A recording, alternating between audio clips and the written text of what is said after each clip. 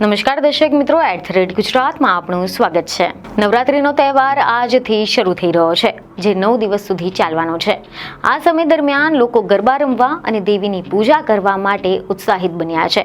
જો કે નવરાત્રી દરમિયાન વરસાદની શક્યતાએ ખેલૈયાઓ અને ગરબા આયોજકોની ચિંતા વધારી નાખી છે।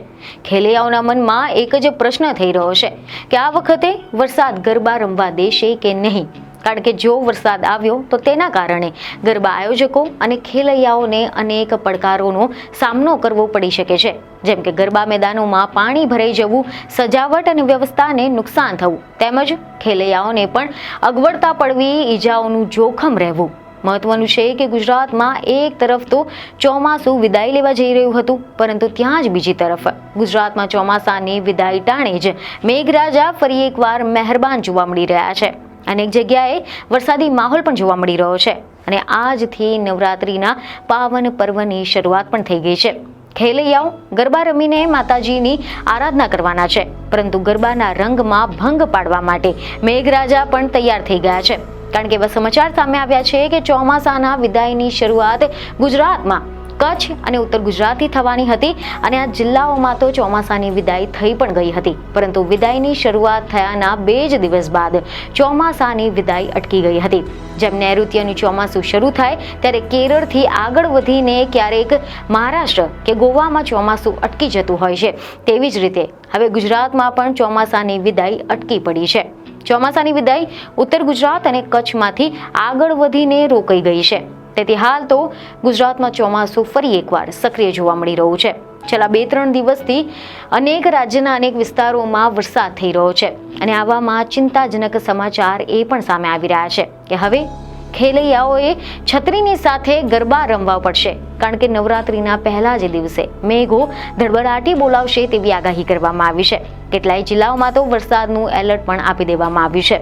હવે જો આપણે આના વિશે ડિટેલમાં વાત કરીએ તો મીડિયા રિપોર્ટ અનુસાર એવી જાણકારી સામે આવી રહી છે કે હવામાન વિભાગ દ્વારા આજે એટલે કે 22મી સપ્ટેમ્બરે ગુજરાતના 6 જિલ્લાઓમાં યલો એલર્ટ જાહેર કરવામાં આવ્યું છે। નવરાત્રીના પહેલા દિવસે ગુજરાતના 6 જિલ્લાઓમાં છૂટાછવાયા સ્થળોએ ભારે વરસાદ થઈ શકે છે તેવી આગાહી છે। હવામાન વિભાગે ભરૂચ, નર્મદા, સુરત, તાપી, નવસારી અને વલસાડમાં યલો એલર્ટ જાહેર કર્યું છે। આ ઉપરાંત અમદાવાદ, ખેડા, આણંદ, વડોદરા, ભરૂચ, નર્મદા, સુરત, તાપી, ડાંગ, વલસાડ, દમણ, દાદરા નગર હવેલી અને ભાવનગર જિલ્લામાં ઓરેન્જ એલર્ટની સાથે ભારે વરસાદની આગાહી કરી છે। આ ઉપરાંત ગાંધીનગર, અરવલ્લી, મહીસાગર, પંચમહાલ, દાહોદ, છોટાઉદેપુર, સુરેન્દ્રનગર, બોટાદ, રાજકોટ, અમરેલી, ગીર સોમનાથ અને દીવ જિલ્લામાં પણ યલો એલર્ટની સાથે સામાન્યથી મધ્યમ વરસાદની આગાહી કરવામાં આવી છે। હવામાન વિભાગે ગાજવીજની સાથે ભારે પવન ફૂંકાવાની પણ શક્યતા વ્યક્ત કરી છે કે જેની ગતિ 30 થી લઈને 40 કિલોમીટર પ્રતિ કલાક જેટલી રહી શકે છે। આ સિવાય આગામી 7 દિવસ સુધી રાજ્યના અલગ અલગ વિસ્તારોમાં વરસાદી માહોલ રહેવાની પણ શક્યતા વ્યક્ત કરવામાં આવી છે, જેથી હવામાન વિભાગે લોકોને પણ સાવચેત રહેવાની અને જરૂરી તકેદારી રાખવાની સલાહ આપી છે।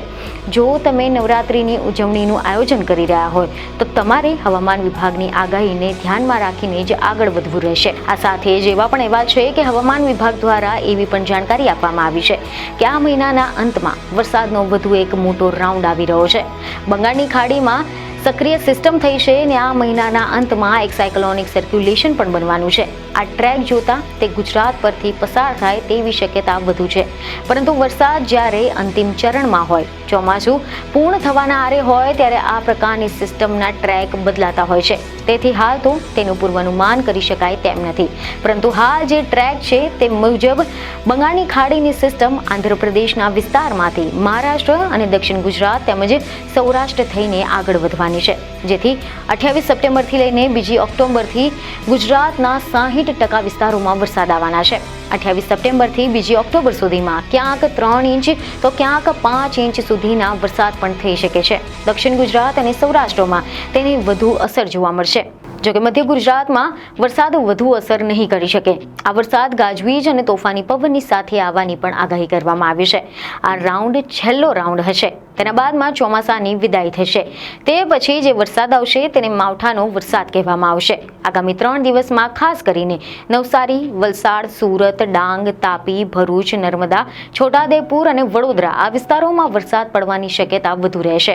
આ ઉપરાંત આણંદ, ખેડા, દાહોદ, પંચમહાલ, મહીસાગર, ગાંધીનગર, અમદાવાદ, સાબરકાંઠા, અરવલ્લી આ તમામ વિસ્તારોમાં હળવો અને છૂટો છવાયો વરસાદ થઈ શકે છે. આ સિવાય અમરેલી, ભાવનગર, ગીર સોમનાથમાં પણ છૂટો છવાયો વરસાદ થઈ શકે છે.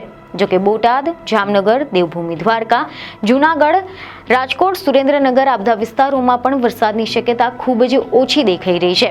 હવે જો આપણે વાત કરીએ હવામાન શાસ્ત્રી અંબાલાલ પટેલની, તો હવામાન શાસ્ત્રી અંબાલાલ પટેલની આગાહી અનુસાર નવરાત્રિમાં ખેલૈયાઓને વરસાદનું વિઘ્ન નડી શકે છે. જી હા, એવા સમાચાર છે કે ખાસ કરીને 27 સપ્ટેમ્બરથી 5મી ઓક્ટોબરની વચ્ચે ભારે વરસાદનું અનુમાન વ્યક્ત કરવામાં આવ્યું છે. અંબાલાલ પટેલના જણાવ્યા અનુસાર નવરાત્રિમાં રાજ્યના કેટલાક જિલ્લાઓમાં વરસાદ થઈ શકે છે.